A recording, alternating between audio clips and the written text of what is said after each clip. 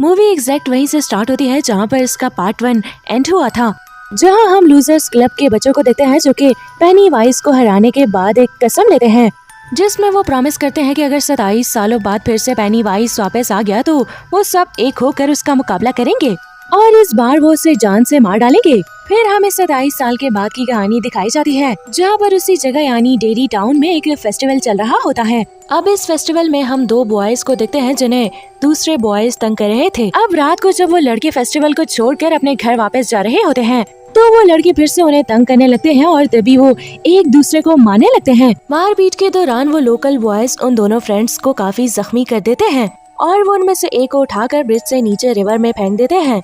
अब उन बॉयज के जाने के बाद दूसरा लड़का जो जख्मी था वो अपने फ्रेंड को ढूंढने के लिए ब्रिज के नीचे जाता है। नीचे वो दूसरी साइड पे देखता है कि क्लाउन ने उसके फ्रेंड को पकड़ा हुआ है और देखते ही देखते वो क्लाउन अपने बड़े बड़े दांतों से बाहर निकलता है और उसके दोस्त को काट कर खा लेता है। दोस्तों यहाँ पर बात साबित हो जाती है कि 27 सालों बाद पेनी वाइज वापस आ गया है और उसका लोगों को मारने का सिलसिला भी शुरू हो गया है। दोस्तों इसके बाद हमें माइक दिखाया जाता है क्योंकि 27 साल गुजर चुके थे तो वो भी काफी बड़ा हो चुका था। उस बॉय की डेथ की न्यूज सुनकर माइक उस रिवर के पास जाता है जहाँ पर वो देखता है कि ब्रिज के एक पिलर पर खून से कम हाउस लिखा हुआ है, जिसे देखकर वो फौरन समझ जाता है कि पेनी वाइज वापस आ गया है। माइक लाइब्रेरी में आकर लूजर्स क्लब की बाकी मेंबर्स की डिटेल और कॉन्टेक्ट नंबर ढूंढने लगता है क्योंकि बस माइक ही डेरी टाउन में रह गया था, उसके बाकी फ्रेंड्स अलग अलग जगहों पे सेटल हो गए थे। कॉन्टेक्ट नंबर ढूंढने के बाद वो सबको एक एक करके कॉल करता है। माइक सबसे पहले बिल को कॉल करता है जो कि अब एक पॉपुलर राइटर बन गया था। अब पहले तो वो माइक को पहचानता नहीं है पर उसके बाद वो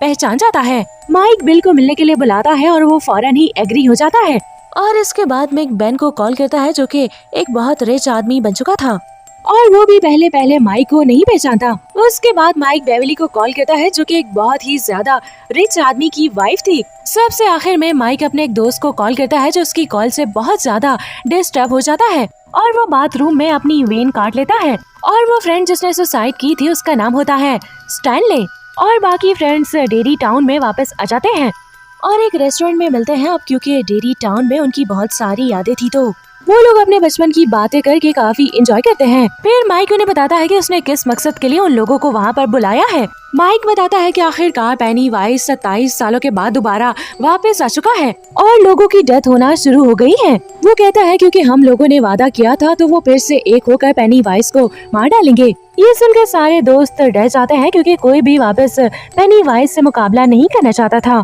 रेस्टोरेंट से बाहर आकर बेवली स्टैनले को कॉल करती है तो पता चलता है कि उसकी डेथ हो चुकी है।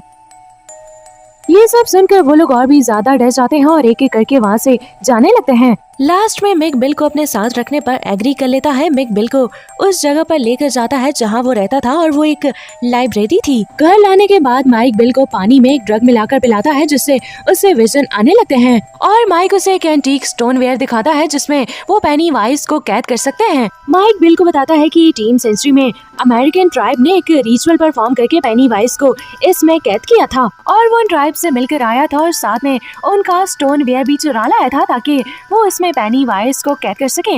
विजन्स की वजह से बिल वो सब देख लेता है जो माइक के साथ हुआ था और बिल एग्री हो जाता है। दूसरी तरफ बेवली बेन को बताती है कि उसने हमेशा अपने स्कैरी ड्रीम्स में अपने दोस्तों को मरते हुए देखा है और वो बताती है कि उसने ये भी पहले से देखा हुआ था कि उसका फ्रेंड स्टैनले सुसाइड करके मरेगा और यहाँ पर वो लोग सोचते हैं कि अगर अब उन लोगों ने पेनी वाइज को नहीं मारा तो वो एक एक करके वैसे ही मारे जाएंगे जैसे उनकी फ्रेंड बेवली ने देखा हुआ था। और फाइनली ये लोग भी माइक का साथ देने के लिए एग्री हो जाते हैं और तभी वहाँ पर माइक और बिल भी आ जाते हैं और वो सब मिलकर पेनी वाइज को मारने का प्लान बनाते हैं। माइक उन्हें बताता है कि पेनी वाइज को मारने के लिए उन्हें एक रिचुअल परफॉर्म करना पड़ेगा और इस रिचुअल में उन्हें अपने पास से कनेक्टेड चीजों को लाना होगा ताकि वो उन सब चीजों को जलाकर पेनी वाइज को मार डालें और वो ये सब कुछ उस एंटीक स्टोनवेयर में करेंगे। अब वो सब दोस्त अलग अलग होकर अपने पास ही कनेक्टेड चीजों को ढूंढने लगते हैं। सबसे पहले बेवली अपने उस घर में जाती है जहाँ वो छोटी होते हुए अपने फादर के साथ रहती थी।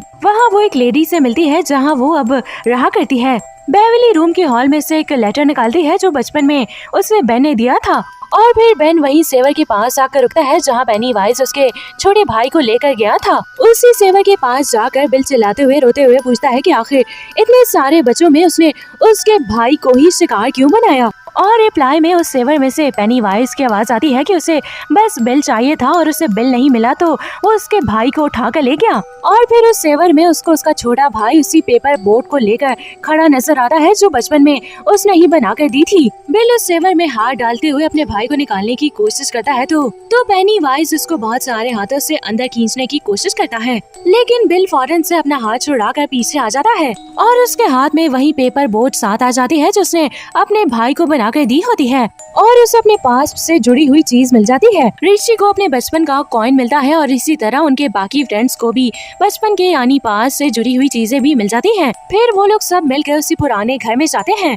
और घर में एंटर होते ही पेनीवाइज उन पे अटैक कर देता है। पेनीवाइज बेन के पेट को काटते हुए होम एट लास्ट लिख देता है और फिर उन सबके सामने उनके बचपन का फ्रेंड स्टेली का सर निकल आता है। उसमें से स्पाइडर की तरह बहुत सारे पैर बाहर निकलते हैं और वो स्पाइडर हेड रिची पर अटैक कर देता है। फिर उसे माइक और बिल मिलकर बचाते हैं और वो सब लोग फिर उस कुएं के अंदर जाते हैं और उन्हें वहाँ पर एक खुफिया रास्ता मिलता है जो कि काफी बड़ी गुफा होती है। अब उस गुफा के अंदर जाते हुए वो लोग उस जगह पे पहुंच जाते हैं जहां पर फर्स्ट टाइम पेनीवाइज हमारी दुनिया में आया था। वहां पर काफी बड़ा एक स्ट्रक्चर बना हुआ था। वो लोग उस स्ट्रक्चर के अंदर जाकर चारों तरफ खड़े हो जाते हैं। फिर माइक बीच में उस एंटीक स्टोन बेयर को रखकर आग लगा देता है और फिर वो सब अपने पास से जुड़ी हुई सब चीजें उसके अंदर डाल देते हैं। ये लोग फिर एक दूसरे का हाथ पकड़कर रिचुअल स्टार्ट करते हैं जिसमें वो बार बार एक ही लाइन बोलते हैं, turn lights into dark. Ritual start होते ही 3 लाइट्स ऊपर से नीचे स्टोन की तरफ आते हुए दिखाई देती हैं। आहिस्ता आहिस्ता वो स्टोन वेयर में चली जाती है और फिर माइक उससे बंद कर देता है और एकदम एक रेड बैलून उसमें से निकल कर आता है और वो बहुत बड़ा होकर फट जाता है। फिर उसमें से पेनीवाइज निकलता है और फिर देखते ही देखते पेनीवाइज एक बहुत बड़े स्पाइडर में तब्दील हो जाता है। वो उन लोगों पर अटैक कर देता है और उन लोगों को अलग अलग करके विजन्स दिखाता है। उन विजन में वो उन लोगों को उन्हीं चीजों से डराता है जिनसे वो बहुत ज्यादा डरते हैं। पेनीवाइज रिची को अपनी लाइट्स दिखाकर हवा में फ्लाई करता है और यहाँ पर उनका एक फ्रेंड एडी हिम्मत करके एक सरिया उठाकर पेनीवाइज पर फेंक देता है जो सीधा पेनीवाइज के मुंह पर जाकर लगता है, जिससे पेनीवाइज को तकलीफ होती है और वो जख्मी भी हो जाता है और तड़पने लगता है। उसको देखकर एडी समझ आता है कि वो पेनीवाइज को मारने में कामयाब हो गया है, लेकिन तभी पेनीवाइज पीछे से आकर अपनी एक स्पाइडर लेग से हमला कर देता है। उसके बाद वो सब एक होकर पेनीवाइज से ना डरते हुए उसका मुकाबला करते हैं और उसकी काफी इंसल्ट करते हैं। ये लोग उसकी इतनी इंसल्ट करते हैं कि वो साइज में छोटा होते हुए बहुत ज्यादा ही छोटा हो जाता है। जैसे ही पेनीवाइज बहुत ज्यादा छोटा हो जाता है तो माइक उसका हार्ट निकाल लेता है और फिर वो सब मिलकर उसके हार्ट को अपने हाथों से क्रश कर देते हैं। और अब दोस्तों फाइनली पेनीवाइज मर जाता है। फिर वो सब अपने फ्रेंड एडी के पास आते हैं जिसको पेनीवाइज ने मारा था। फिर वो लोग देखते हैं कि वो मर चुका है, जिससे रिची और उसके बाकी फ्रेंड्स बहुत ज्यादा अपसेट हो जाते हैं। फिर वो लोग अपने बचपन को काफी मिस कर रहे होते हैं। और फिर दोस्तों इसके साथ ही ये मूवी यहीं पर दी एंड हो जाती है।